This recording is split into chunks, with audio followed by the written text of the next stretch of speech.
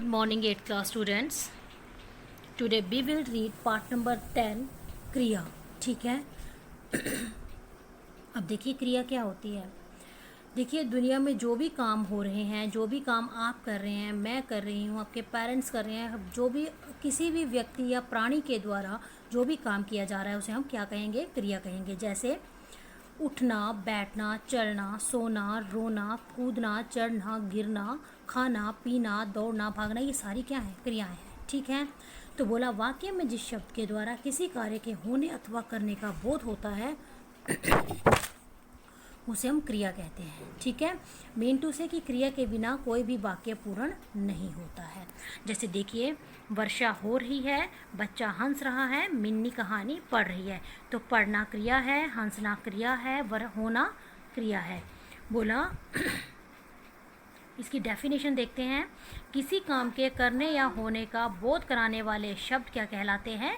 क्रिया कहलाते हैं. किसी काम के करने या होने का बोध कराने वाले शब्दों को हम क्या कहेंगे? क्रिया कहेंगे. ठीक है. अब देखिए क्रिया एक विकारी शब्द है, अतः इसमें लिंग, वचन तथा काल के कारण विकार अथवा परिवर्तन आ जाता है. ठीक है. क्रिया एक विकारी शब्द है, चेंज हो जाता है. ये लिंग, वचन तथा काल के कारण ये इसमें चेंज आ जाता है.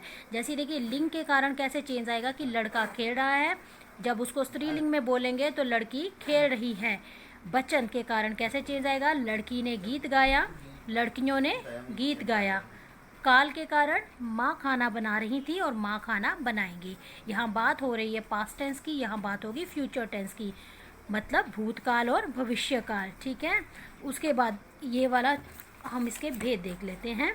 देखिए क्रिया के भेद कितने हैं? बोला क्रिया के भेद दो आधारों पर किए जाते हैं, कर्म के आधार पर, प्रयोग या संरचना के आधार पर.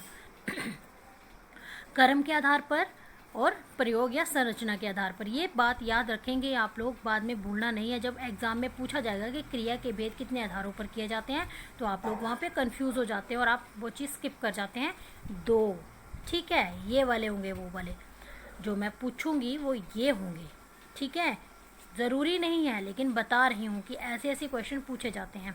अब कर्म के आधार पर कैसे होंगे? दो होंगे. देखिए नंबर 1 सकर्मक क्रिया, नंबर 2 अकर्मक क्रिया. अब सकर्मक क्रिया की बात करेंगे तो वाक्य में जिस क्रिया का कर्म होता है तथा क्रिया का फल कर्म पर पड़ता है उसे सकर्मक क्रिया कहते हैं. जैसे सकर्मक, सकर्मक मतलब कर्म जो है वो साथ है. वाक्य में जिस क्रिया का क्या होता है, काम का क्या होगा? कर्म होगा, तथा जो क्रिया का फल है वो किस पर पड़ेगा? कर्म पर पड़ेगा. उसे हम सकर्मक क्रिया कहेंगे.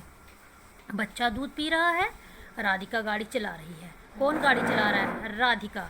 तो क्रिया का फल किस पर पड़ा? कर्म पर पड़ा. कर्म कौन है? राधिका है कर्म करने वाली, और क्रिया क्या है? गाड़ी चलाना. ठीक है. बच्चा दूध पी रहा है तो कर्म क्या है? बच्चा, और क्रिया क्या है? दूध पीना. तो उसी तरह से यहाँ पर मनुज पुस्तक पढ़ रहा है, दिव्या केला खाती है. ठीक है. अब नेक्स्ट वाला देखिए कि सकर्मक क्रिया जो है ना, आपका कर्म के आधार पर दो भेद बताए, तो उसमें से जो पहला है आपका, उसके आगे फिर दो पार्ट्स हैं. सकर्मक क्रिया दो प्रकार की होती है, एक कर्मक क्रिया और द्विकर्मक क्रिया. अब पढ़ने से ही अंडरस्टैंड हो रहा है कि एक कर्मक क्रिया में एक कर्म होगा, जस्ट अ मिनट, और द्विकर्मक क्रिया में दो कर्म होंगे. तो एक कर्मक क्रिया, जिस क्रिया का केवल एक कर्म होता है उसे एक कर्मक क्रिया कहते हैं. जैसे माँ खाना खा रही है. ठीक है. जिस क्रिया का केवल एक कर्म होता है कि माँ जो है वो खाना खा रही, तो माँ कौन हुआ? कर्म हुआ, और क्रिया क्या हो गई? खाना खाना. कुम्हार घड़ा बना रहा है, कुम्हार क्या है? कर्म है ना, कर्म वो कर रहा है, तो कुम्हार कर्म हुआ, और घड़ा क्या हो गई? घड़ा बनाना क्या हो गई? क्रिया हो गई. ठीक है. तो देखिए खाना और घड़ा, तो दिए गए वाक्यों में आए रंगीन शब्द खाना तथा घड़ा केवल एक कर्म का बोध करा रहे हैं, अतः ये एक कर्मक क्रियाएं हैं. व और व दे दिए इसको नाम. अब दूसरी बात करेंगे हम द्विकर्मक क्रिया की. तो जिस क्रिया के दो भेद होते हैं वह द्विकर्मक क्रिया कहलाती है. द्वि मतलब दो. जैसे माली बच्चे को गुलदस्ता दे रहा है. माली कौन है? जिस क्रिया के दो कर्म होते हैं. देखिए कर्म दो हैं, बच्चा और गुलदस्ता.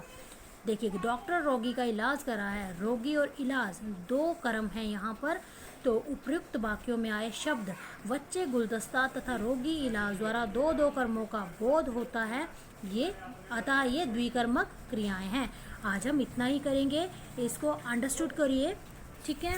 और एक काम करिए, ये जो है ना आओ दोहराएं, इसको अपनी कॉपी पे लिख लीजिए, फिर कॉपीज पे राइट कर लीजिए। देखिए, किसी काम के करने या होने का बोध कराने वाले शब्द क्रिया कहलाते हैं। ये देखिए फर्स्ट क्वेश्चन यहाँ से उठाएंगे आप, ध्यान से वीडियोस देखिए। 3 क्वेश्चन है आपके। क्रिया की परिभाषा उदाहरण सहित लिखिए, तो इसका आंसर आप यहाँ से लिखेंगे, ये आओ दोहराएं, किसी काम के करने या होने का बोध कराने वाले शब्द क्रिया कहलाते हैं। अब यहाँ देखिए, सकर्मक तथा अकर्मक क्रिया में उदाहरण सहित अंतर स्पष्ट कीजिए। अब सकर्मक और अकर्मक में आप यहाँ से उठाएंगे, कर्म के आधार पर क्रिया के, यहाँ से नहीं मिलेगा आपको इसका आंसर, यहाँ मिलेगा इसका आंसर। मैंने पूछा है कि कर्मक तथा अकर्मक क्रिया में उदाहरण से अंतर स्पष्ट कीजिए, तो ये देखिए पेज नंबर बता रही हूँ, ध्यान से सुन लीजिए, पेज नंबर 91 पे आना है आपको। ये सकर्मक क्रिया की डेफिनेशन मेंशन करनी है आपको अपनी कॉपी पे, कि वाक्य में जिस क्रिया का कर्म होता है तथा क्रिया का फल कर्म पर पड़ता है वह सकर्मक क्रिया होती है। ये हो गया ना, सकर्मक और अकर्मक में अंतर स्पष्ट करना है, तो आपने सकर्मक और अकर्मक की क्या करनी है, डेफिनेशन लिखनी है। ये सकर्मक की हो गई, और अकर्मक की हम कल पढ़ेंगे। थोड़ा सा क्लियर कर दूं, ये देखिए, अकर्मक वाक्य में जिस क्रिया का फल कर्म पर न पड़कर कर्ता पर पड़ता है, कर्म पर नहीं पड़ेगा, यहाँ पर फल किस पर पड़ेगा, कर्ता पर पड़ेगा। अर्थात वाक्य में जिस क्रिया का कोई कर्म नहीं होता वह क्रिया अकर्मक क्रिया कहलाती है। जैसे लड़की हंस रही है, मानव सो रहा है, सुबह जल्दी उठा करो, दिव्या तेज भागती है। These are the examples regarding this, ठीक है। तो आपने जब सकर्मक और अकर्मक वाला ये वाला क्वेश्चन आपने राइट करना है फेयर कॉपीज़ पे, ये देखिए सेकंड ख वाला, तो आपने इसका फर्स्ट लाइन यहाँ से लेनी है सकर्मक वाली क वाला, और सेकंड लाइन आप यहाँ से लेंगे अकर्मक क्रिया की, ये देखिए।